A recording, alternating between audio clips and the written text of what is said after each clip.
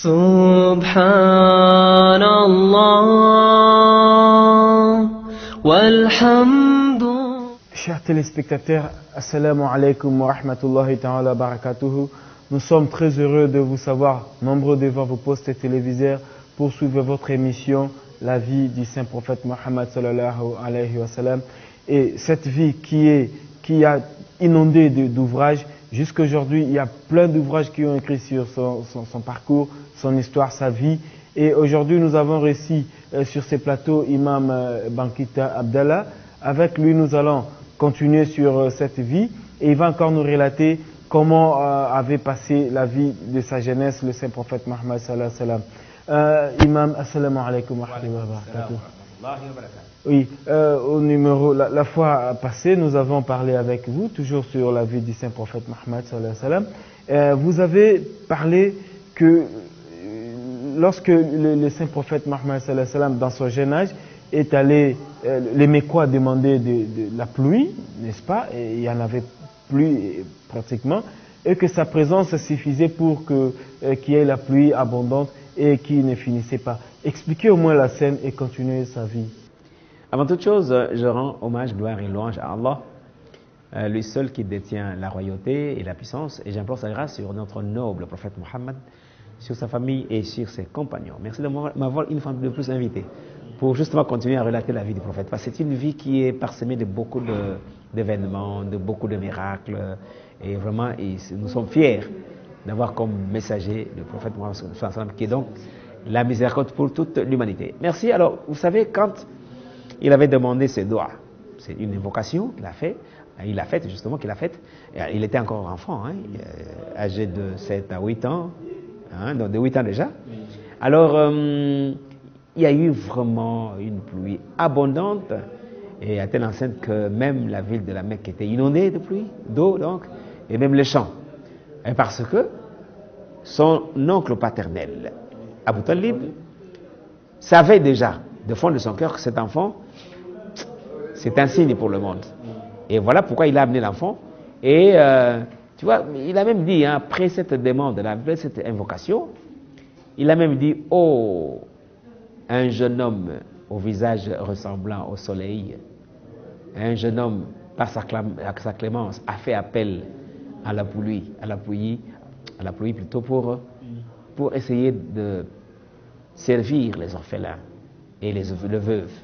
Donc, pour lui, c'était quelque chose de très capital parce qu'il savait que cet enfant est un signe pour le monde. Et alors, un jour encore, pendant qu'il était avec toujours Abu Talib, qui était son oncle, il a appris à l'enfant comment faire le commerce. Hein? Parce que beaucoup de gens donc, savent que le prophète était un caravanier, il était un commerçant. Il a commencé déjà, à partir de 8 ans déjà, il commençait déjà à rôder hein, son neveu dans le domaine du commerce et tout ça.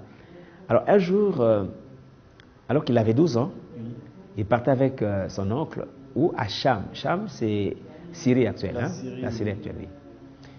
Et il est parti avec le prophète, donc l'enfant à Cham, et arrivé à Cham, donc en Syrie, et soudain il y avait quelqu'un qui venait en courant, il traverse la foule, il vient, il tient l'enfant par la main, donc par sa main comme ça, il le tient et il soulève la main de l'enfant Mohammed, paix salut sur lui.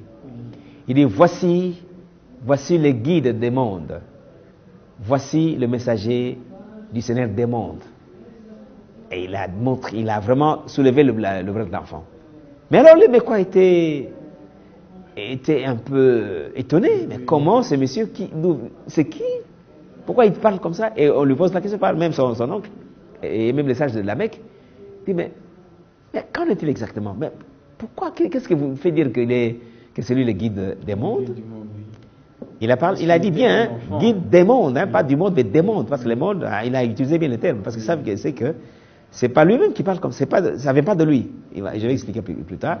C'est que guide des mondes, il y a plusieurs mondes. Hein. Il n'y a pas que le monde terrestre, le monde matériel ici, mais il y a le monde des djinns, il y a le monde des anges, il y a plusieurs mondes que Dieu connaît, oui, Donc matériel, c'est ce monde-ci. Oui, je dis immatériel. Ah, immatériel, c'est oui, le monde spirituel, il y en a beaucoup. Là, vous avez les mondes des djinns, des anges, et ainsi de suite. Donc, c'est ça. Donc, lui est venu non seulement comme miséricorde pour le monde ici, mais également pour les djinns. Hein? Tu vois, il faut qu'on dit guide des mondes. Et le messager d'Allah, le haut du Seigneur, des mondes. Oui, Seigneur des mondes aussi. Et des mondes aussi. Parce qu'il y en a Oubliez plusieurs rien. mondes. Très bien. Il dit, mais qu'en savez-vous de lui? Et il répond, il dit, mais est-ce que vous n'avez pas vu depuis la Kaaba jusqu'ici que les arbres et les pierres se prosternaient? Est-ce que c'était en vain? Est-ce que c'est moins qu'un prophète? Ah bon? J'étais étonné. Il dit, regardez. Il prend l'enfant, il enlève la chemise ici, il essaie de décaler sa chemise, il regarde, sur le cartilage de son épaule, il y avait un sceau, un cachet. Et voilà le cachet. C'est le cachet, le sceau de prophète. Est-ce que vous avez vu ça? Tous étaient étonnés. Donc on ne savait même pas aussi la nature même de cet homme-là. Non, on ne qui sait pas. démontrait tout Oui, ces oui, éléments. oui. Suivez très bien. Oui. Après, il dit, ah, mais je vous assure, il faut ramener l'enfant à la Mecque, à la Kaaba là-bas. Car cette ville est pleine de Juifs et de Romains. Oui, Imam, vous allez aussi continuer sur ça. Il se pose aussi comment on dit, les moines, n'est-ce pas? Comment le moine, qu'est-ce que J'avais, donc vous avez peut-être arraché ma parole. Oui, vous avez affirmé aussi parole, que non, il y a le moine qui a prédit, et même que non. Non, je ne suis pas là-bas. C'est l'avènement du prophète. Oui, vous avez précipité l'événement. Ok, continuez c'était avec quoi? les sceaux. Il fallait comprendre d'abord. Oui. Donc, et puis, il a demandé à ses parents, à son papa, donc à son oncle Abu Talib, ramener l'enfant à la Mecque. Si les Romains et les Juifs qui sont ici le voyaient, ils vont le tuer. Ah bon? Et maintenant on dit, qui est-il? Qui es-tu alors finalement? C'était le moine Jargis. Jargis, du vrai nom, c'est Bahira. Bahira, c'est le moine qui était basé à Basra, en Syrie. C'est ça le moine qui a vu. Et il a vu, il a dit que oui, je ne prédis pas, mais j'ai lu dans le livre de Moïse, la Torah, et dans l'évangile de Jésus, qu'il y aura un messager qui viendra pour sauver l'humanité. Et le voilà. Oui, qu'est-ce qui vous prouve que c'était réellement venu de l'évangile et de la Torah? Bonne question. Donc le moine avait raison, mais Dieu merci. Dans plusieurs endroits, on nous relate l'histoire du prophète, que réellement il a été même annoncé depuis les temps anciens par les messagers antérieurs à lui. Oui, par exemple, dans quel livre? Je prends l'exemple de, comme Bahir a dit, la Torah de Moïse. Je prends l'exemple du Pentateuque de Moïse, qu'on peut trouver dans la Bible. C'est un livre qui est connu de tous. Prenez par exemple dans Deutéronome, chapitre 18, versets 18 à 19. Ça veut dire Deutéronome 18, 19. Très bien. Ok, pour le téléspectateur, qu'ils prennent au moins le papier, Deutéronome 18, 19. Très bien. Okay, alors là, qu'est-ce qui est dit là-bas? Dieu dit à Moïse, je susciterai du milieu de leurs frères, je leur susciterai du milieu de leurs frères un prophète comme toi. Je mettrai mes paroles dans sa bouche et il dira tout ce que je lui ordonnerai. Si quelqu'un n'écoute pas les paroles que ce prophète dira en mon nom, c'est moi qui lui en demanderai compte. Fin de citation. C'est Dieu qui parle par la bouche de qui? De Moïse. Alors, voyez un peu, nous allons essayer de décortiquer un peu ce verset. C'est un verset, ce sont là deux versets très importants. Quand Dieu dit, s'adressant à Moïse, que je leur susciterai. Le premier leur, c'est qui? Ça se réfère aux Juifs. Oui. Du milieu de leurs frères, les frères des Juifs sont les Arabes. Parce qu'ils ont tous un ancêtre commun. Abraham, voilà. En fait, oui. Hein? Le papa Koulout, c'est Ismaël, donc l'oncle paternel est né, c'est Ismaël, et le cadet, c'est Isaac. Donc Isaac, c'est de lui que sortirent les Juifs, vous connaissez, et d'Ismaël sortir les Arabes. Donc ils sont frères. Alors il dit, je leur susciterai du milieu de leur faire un prophète comme toi. Un prophète comme toi, Moïse. Tablons sur un prophète comme toi. Qu'est-ce que ça veut dire? C'est-à-dire, je vous donne seulement 4 éléments importants. Parlant de la naissance de Moïse, Moïse est né, il n'a pas vu son père. Comme Mohammed est né, il n'a pas vu son, mais il a vu seulement sa mère. Deuxième caractéristique, c'est que le prophète Moïse, alayhi salam, il a grandi, pas chez eux, hein, c'était ailleurs, hein, comme le prophète a grandi ailleurs. Mais alors, ici, je vous dis qu'à l'âge de 40 ans, Moïse a reçu la révélation des dieux. L'âge de 40 ans, c'est-à-dire 40 ans, c'est l'âge mature, hein, absolument. Il a reçu la révélation, donc la Torah de Moïse, sa Torah, son livre, à l'âge de 40 ans. Et idem avec le prophète Mohammed, lui aussi a reçu le Coran à l'âge de 40 ans. Troisième élément qui caractérise cette ressemblance, c'est le législateur. Il a reçu le livre, Moïse, qui s'appelle la Torah. C'est la loi. Oui. Hein? Comme disent certaines langues, la loi d'italien, ainsi de suite. Donc c'est la loi. Oui. À l'âge de 40 ans, il a reçu. Il était législateur. Il était également chef d'armée. Il était président de la République. Et donc, il s'était marié. Il était polygame. Même chose avec le prophète Mohammed sallam. Lui aussi, il a reçu sa révélation à l'âge de 40 ans. Il a reçu le Coran, qui est la charia, qui est la loi, à l'âge de 40 ans. Il était chef d'armée, il était chef spirituel, président de la République, et donc il était aussi polygame. Le quatrième élément, enfin, Dieu merci, Moïse est mort naturellement, et Mohammed est mort aussi naturellement. Voilà donc les 4 éléments, rien que pour ce verset-là. Mais on va continuer. La suite, c'est quoi? C'est qu'il y a plusieurs versets dans la Torah de Moïse qui démontrent cela. Je prends un autre exemple encore. Un autre exemple, c'est quand Moïse, homme de Dieu, parla aux Israélites. Ça, c'est dans Deutéronome, chapitre 33, versets 1 à 4. Ok, je vais rappeler pour les téléspectateurs, Deutéronome 33, verset 4, verset 1 à 4. Ok. Voilà. L'Éternel est venu du Sinaï. Il s'est levé sur eux du Séhir. Et il a resplendi de la montagne de Paran.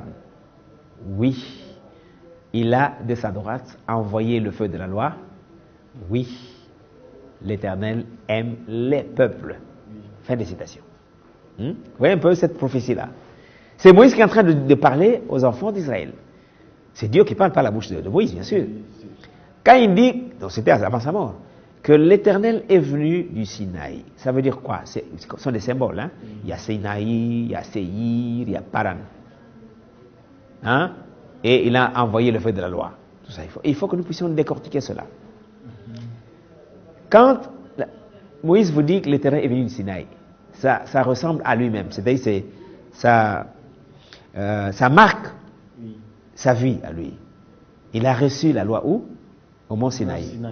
Quand il a vu la tablette, tout ça, comme on dit, c'était de la loi de Dieu, qui est déjà les 10 commandements, ce que vous voulez. Donc il a vu ça au mont Sinaï. Donc, le mont Sinaï symbolise justement sa révélation, sa propre révélation. Maintenant, que symbolise Séhir? Séhir, c'est encore une montagne. Le mont Séhir, c'est à Gethsemane en Palestine. Rappelez-vous, lorsque Jésus-Christ, paix sur lui, était menacé par les Juifs, et ils voulaient le faire mourir. Jésus-Christ, paix sur lui, a quitté Jérusalem, a quitté donc Galilée pour aller vers la montagne de Paran, et non plutôt la montagne de Séhir. C'est à Gethsemane. Et c'est en Palestine. Il est allé pour faire quoi? Pour se cacher d'abord avec ses disciples. Et il a fait une longue prière toute la nuit. Il a même demandé à ses disciples, restez ici avec moi. Veillez avec moi. Hein? Car l'heure arrive. On m'a traité de criminel. On veut m'éliminer maintenant. Mais restez priez avec moi. Et Jésus a laissé les disciples là. Et il s'est avancé un peu à la distance d'un jet de pierre, un peu plus loin, seul. C'était pendant la nuit. Et il se jeta face contre terre, disant, Père, c'était Dieu, parce que Dieu n'est pas un père. Donc, quand on dit Père, ça veut dire que c'est le Père céleste, c'est Dieu qui est céleste. Donc, il est, du fait qu'il nous nourrit, il nous élève. C'est un langage biblique, mais dans l'islam, ce n'est pas un langage qui est accepté. Hein, parce que le Père, c'est nous, nous qui avons besoin de procréer. Alors, il dit seulement Père, ça dit Dieu.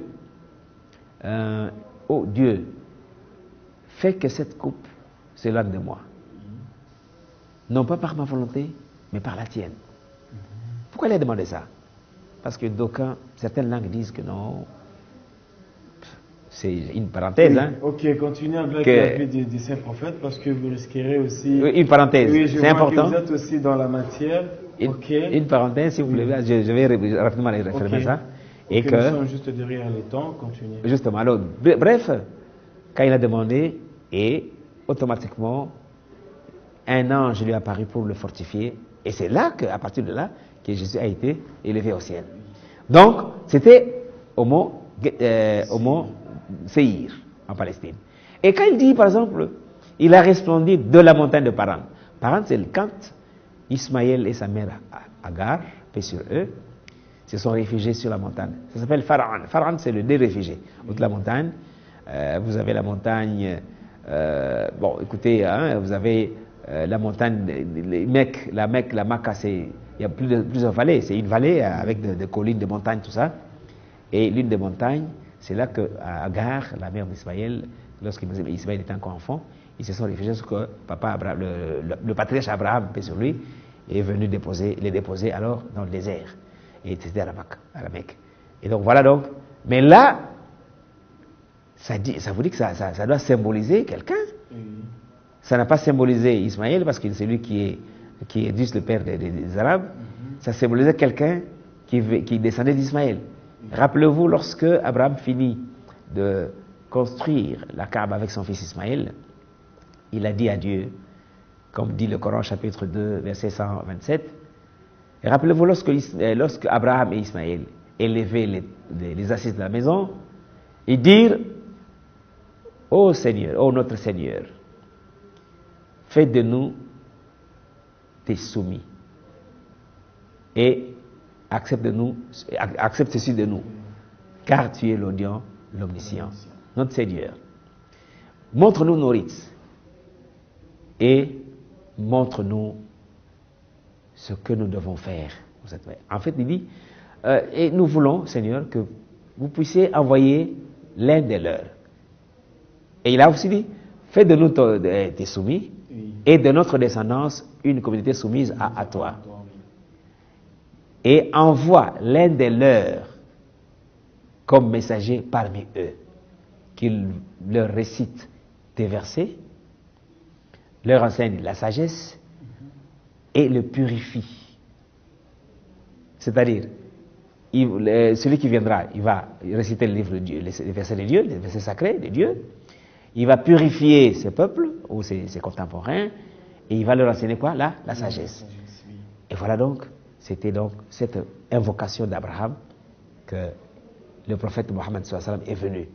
C'est à travers cette invocation que le prophète Mohammed est venu de la descendance d'Ismaël. Donc le Deutéronome 33, 1 à 4. Et ça, c'est ça la matérialisation de cette prophétie-là. Voilà que l'enfant est venu, donc Mohammed est venu, à l'âge de 40 ans, il a eu la charia, la loi. Et cette relation donc avec le Coran, donc c'est ça le Coran qui incarne la révélation de Dieu, et donc la charia. Voilà que Mohammed est venu dans la lignée d'Ismaël, alayhi salam. Alors, je vais encore continuer un peu plus loin. Nous voyons déjà que c'est... Quand le verset dit qu'il leur a envoyé le Père. Là, vous parlez parce que vous avez dit que le moine non, il n'a pas prédit. Il a dit qu'effectivement, c'est ce qui a été prédit dans l'Évangile et la Torah. Alors, vous avez cité que la Torah, l'Évangile, est-ce qu'il y en a aussi? Je vais en arriver là. Oui. Okay. Mais c'est une occasion pour moi et pour nos téléspectateurs de comprendre un peu que le prophète sallam n'était pas venu par hasard. Hein? Oui. C'est donc un signe qui a été voulu depuis les temps anciens par Allah lui-même. Eh bien, je dis que là, quand il dit « et Dieu il a », Donc l'Éternel a de sa droite envoyé le fait de la loi. C'est donc le Coran. C'est là que le peuple a connu la loi de Dieu, à travers l'Arabie. Et vous avez maintenant, comme Dieu a dit dans le Coran, et nous t'avons envoyé que comme annonciateur et avertisseur pour la totalité des gens. C'est pour l'humanité tout entière. Mais la plupart des gens ne savent pas. Voilà, à partir de là, le Coran est venu pour essayer de régenter ou essayer de guider l'humanité tout entière à travers la parole de Dieu. Voilà, donc c'est important quand il dit l'Éternel a envoyé le fait de la loi. Et il dit, oui, il aime le peuple. C'est déjà une conclusion. Il aime les peuples, c'est-à-dire qu'à travers le Coran, tous les peuples seront guidés. Voilà donc la prophétie de Moïse. Et nous allons essayer de demander également à Isaïe, bien sûr lui. Isaïe, c'est un prophète qui a existé avant Jésus même. Hein. 9 siècles avant Jésus. Il était déjà là. 840 avant Jésus. Hein, et donc il est aussi prédit dans Isaïe chapitre 29 verset 12. Quand il dit Isaïe 29 verset 12. Okay. Et comme un livre qu'on donne à celui qui ne sait pas lire et qu'on lui dit lis donc cela et qui dit je ne sais pas lire. Je ne sais pas lire. C'est exactement le Coran chapitre 97. Hein? Oui. L'adhérence, le cahier de sang. Lorsque vous avez dit Iqra. Iqra bismi rabbika alladhi khalaq. Lis au nom de ton Seigneur qui a créé. Il a dit la ana biqari. La ana biqari. Je ne sais pas lire. Lis. Il dit la ana biqari. Je ne sais pas lire. Par la troisième fois, l'ange qui est venu avec la révélation, il l'a embrassé un peu, il a essayé de le serrer et il commençait à lire.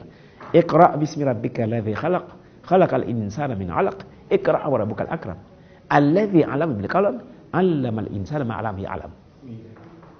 Lis au nom de ton Seigneur qui a créé l'homme à base de l'adhérence. Lis parce que ton Seigneur est très noble.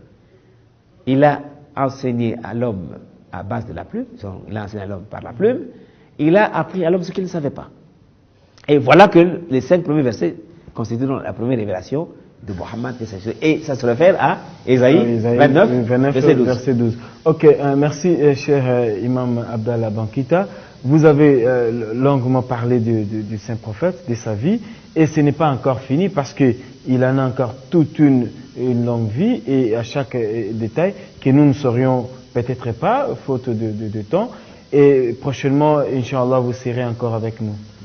Ok, chers téléspectateurs, nous sommes à la fin de votre émission La vie du prophète Mohammed sallallahu alayhi wa sallam. Et quant à moi, je prends rendez-vous avec vous au prochain numéro. Assalamu alaikum wa rahmatullahi wa barakatuh. Subhanallah walhamdulillah.